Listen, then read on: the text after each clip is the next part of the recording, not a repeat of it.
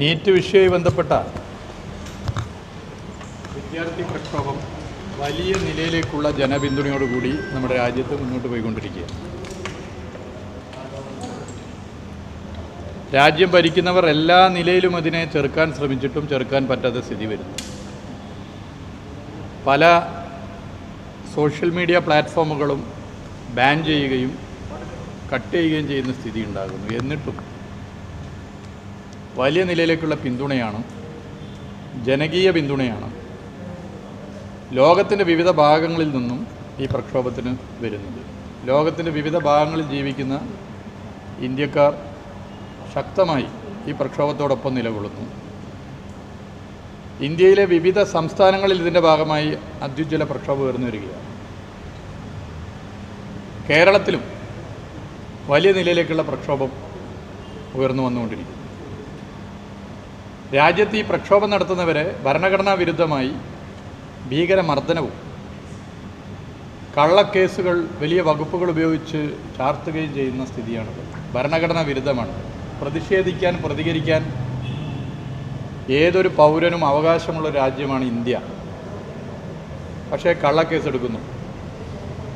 ഭീകരമർദ്ദനം ഇതിൻ്റെ ഭാഗമായിട്ട് വിദ്യാർത്ഥികൾക്കുണ്ടാകും. ഡൽഹിയിലും വിവിധ ആളുകൾ പ്രക്ഷോഭത്തിൽ പങ്കുകൊണ്ടു. കേരളത്തിൻ്റെ മുഖ്യമന്ത്രിയും ഡൽഹിയിൽ പ്രക്ഷോഭത്തിൽ പങ്കെടുത്ത വ്യക്തിയാണ്. അദ്ദേഹം ആ പ്രക്ഷോഭത്തിൽ പങ്കെടുത്തു. അദ്ദേഹത്തിൻ്റെ ബോഡി ലാംഗ്വേജ് നോക്കൂ, വലിയ താല്പര്യമില്ല എന്നൊക്കെയുള്ള പ്രചരണമുണ്ട്. ഞാൻ അതിലേക്കൊന്നും കിടക്കുന്നില്ല. അദ്ദേഹം ആ പ്രക്ഷോഭത്തിൽ എന്തുകൊണ്ട് സംസാരിച്ചില്ല, ഈ വിഷയത്തിൽ അദ്ദേഹം ശക്തമായ നിലപാട് എന്തുകൊണ്ട് സ്വീകരിച്ചില്ല എന്ന ചോദ്യവും വലിയ നിലയിൽ ഉയർന്നിട്ടുണ്ട്.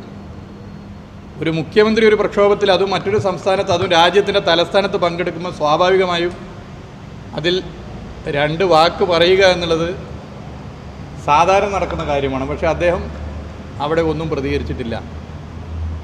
ഈ വിഷയത്തിൽ ശക്തമായ പ്രതികരണം കേരളത്തിൻ്റെ മുഖ്യമന്ത്രിയുടെ ഭാഗത്ത് നിന്ന് ഉണ്ടായിട്ടില്ല. ഇത് ചർച്ച ചെയ്യപ്പെടുന്ന ഘട്ടത്തിലാണ് കേരളത്തിൽ ജനാധിപത്യപരമായി സമരം ചെയ്യുന്ന, അതായത് ദില്ലിയിലെ വിദ്യാർത്ഥി സമരത്തിന് ഐക്യദാർഢ്യം പ്രഖ്യാപിച്ചുകൊണ്ട് ജനാധിപത്യപരമായി കേരളത്തിൽ സമരം ചെയ്യുന്നവർക്കെതിരെ ശ്രീ വി ഡി സതീശൻ്റെ സർക്കാർ കേസെടുക്കുന്നു. വളരെ ഗൗരവമേറിയ വിഷയമാണ്. എറണാകുളത്ത് പനമ്പള്ളി നഗറിൽ റാപ്പർ വേടൻ്റെ നേതൃത്വത്തിൽ നടന്ന പ്രതിഷേധ സൂചകമായ പരിപാടിയിൽ പങ്കെടുത്തവർക്കെതിരെ പോലീസ്, പി ഡി സതീശൻ സർക്കാരിൻ്റെ പോലീസ് കേസെടുത്തിരിക്കുകയാണ്. കേരളത്തിൻ്റെ പല ഭാഗത്തും നടന്നിട്ടുള്ള ദില്ലി സമരത്തിന് ഐക്യദാർഢ്യം പ്രഖ്യാപിച്ചിട്ടുള്ള പ്രക്ഷോഭങ്ങൾക്കെതിരെ പോലീസ് കേസെടുക്കാൻ വേണ്ടി പോകുന്നു എന്നുള്ള ഞെട്ടിക്കുന്ന വിവരമാണ് ഇപ്പോൾ പുറത്തു വന്നുകൊണ്ടിരിക്കുന്നത്. ഭരണകക്ഷിയിലെ യുവജന സംഘടനാ നേതാക്കന്മാരും വിദ്യാർത്ഥി സംഘടനാ നേതാക്കന്മാർ, യൂത്ത് കോൺഗ്രസിൻ്റെയും KSUവിൻ്റെയും നേതാക്കന്മാർ പരസ്യമായി ഈ സമരത്തിൽ പങ്കെടുക്കുമ്പോൾ പോലീസിൻ്റെ നിലപാടിനെതിരെ പ്രതികരിക്കുന്ന വീഡിയോകൾ നിങ്ങൾ ഇതിനകം തന്നെ കണ്ടു കാണും. അപ്പോൾ ഇങ്ങനെയുള്ള പശ്ചാത്തലത്തിൽ ഇത് വളരെ ഗൗരവമേറിയ വിഷയമായി മാറിയിരിക്കുന്നു. എറണാകുളത്ത് ഉൾപ്പെടെ കേരളത്തിൻ്റെ വിവിധ ഭാഗങ്ങളിൽ ദില്ലി സമരത്തിന് ഐക്യദാർഢ്യം പ്രഖ്യാപിച്ച് നടത്തിയ പ്രക്ഷോഭങ്ങളുടെ ഭാഗമായി സതീശൻ സർക്കാർ എടുത്തിട്ടുള്ള കേസ് പിൻവലിക്കണം എന്ന് ഗൗരവമായി ആവശ്യപ്പെടുകയാണ്. ഇവിടെ നമ്മൾ മനസ്സിലാക്കേണ്ട പ്രശ്നം, കേരളത്തിൻ്റെ മുഖ്യമന്ത്രി നേരത്തെ തന്നെ ഈ ഗവൺമെൻറ് വന്ന് ചുരുങ്ങിയ സമയത്തിനുള്ളിൽ നരേന്ദ്രമോദി സർക്കാർ ആഗ്രഹിക്കുന്നത് പോലുള്ള നിലപാടുകൾ സ്വീകരിക്കുന്നു. കേരളത്തിൽ BJPയുടെ നേതൃത്വത്തിലാണ് ഒരു സർക്കാർ അധികാരത്തിൽ വന്ന് ഭരണം നടത്തുന്നതെങ്കിൽ എന്തൊക്കെ നടപടികളാണോ സ്വീകരിക്കുക, അതിന് സമാനമായ നടപടികൾ സ്വീകരിച്ചു വരുന്നു എന്നുള്ളത് നമ്മൾ ഒരു സീരീസ് ഓഫ് ഇഷ്യൂസ് വെച്ച് ചർച്ച ചെയ്തതാണ്. ഞാനതൊന്നും ആവർത്തിക്കുന്നില്ല. അങ്ങനെയുള്ള ഘട്ടത്തിലാണ് ദില്ലിയിൽ ഖാർഗെയുടെ ജന്മദിനത്തിൻ്റെ കേക്ക് മുറിച്ച് പെട്ടെന്ന് അവിടുന്ന് തീരുമാനിച്ച സമരത്തിൽ പങ്കെടുക്കുമ്പോൾ കേരളത്തിൻ്റെ മുഖ്യമന്ത്രിയുടെ ബോഡി ലാംഗ്വേജ് ചർച്ച ചെയ്യപ്പെടുന്നു. ഞാൻ അതിൻ്റെ വശത്തിലേക്ക് കടക്കുന്നില്ല. ഒരു വ്യക്തി ഒരു സമരത്തിൽ പങ്കെടുക്കുമ്പോൾ അതിൻ്റെ മുഖഭാവം അയ്യോ അറിയാതെ വിട്ടുപോയതാണ് എന്നൊക്കെ ഉള്ളതാണെന്നുള്ള ചർച്ചകൾക്ക് പിന്തുണ നൽകാനോ അതിൽ പങ്കെടുക്കാനോ ഞാൻ തയ്യാറാകുന്നില്ല. പക്ഷേ ആ സമരത്തിൽ എന്തുകൊണ്ട് കേരളത്തിൻ്റെ മുഖ്യമന്ത്രി സംസാരിച്ചില്ല? BJP ഇതര സർക്കാരുകളിലെ അപൂർവം മുഖ്യമന്ത്രിമാരിൽ ഒരാളാണല്ലോ കേരളത്തിൻ്റെ മുഖ്യമന്ത്രി. എന്തുകൊണ്ട് കേരളത്തിൻ്റെ മുഖ്യമന്ത്രി ശക്തമായി ദില്ലിയിൽ വെച്ച് ഈ സമരത്തെ പിന്തുണച്ച് സംസാരിച്ചില്ല? ഇതും കേരളത്തിൽ ദില്ലി സമരത്തിന് ഐക്യദാർഢ്യം പ്രഖ്യാപിച്ച് നടത്തുന്ന സമരങ്ങൾക്കെതിരെ കേസെടുക്കുന്നത് കൂട്ടി വായിക്കണം. അപ്പോൾ വളരെ ഗൗരവത്തിൽ ഈ വിഷയത്തെ കണ്ടുകൊണ്ട് കേരളത്തിൻ്റെ മുഖ്യമന്ത്രിയുടെ ഇരട്ടത്താപ്പ് ഈ വിഷയത്തിലും കാണാൻ സാധിക്കുന്നു എന്നുള്ളതാണ് കേസെടുത്തതുമായി ബന്ധപ്പെട്ട് കാണേണ്ടത്. ഈ കേസ് ഉടനെ തന്നെ പിൻവലിക്കണം. ഈ എക്സാലോജിക്കുമായി ബന്ധപ്പെട്ട് കർത്തയുടെ ഒരു മൊഴി വിവരങ്ങൾ പുറത്തു വന്നിട്ടുണ്ട്. പണം നൽകിയത് ഇൻവോയ്സ് പോലും ഇല്ലാതെ നൽകിയിട്ടുണ്ട്. പണം നൽകിയത് മുഖ്യമന്ത്രിയുടെ മകളായതുകൊണ്ട് മാത്രമാണ് എന്നുള്ളതാണ് മൊഴിയിലുള്ളത്.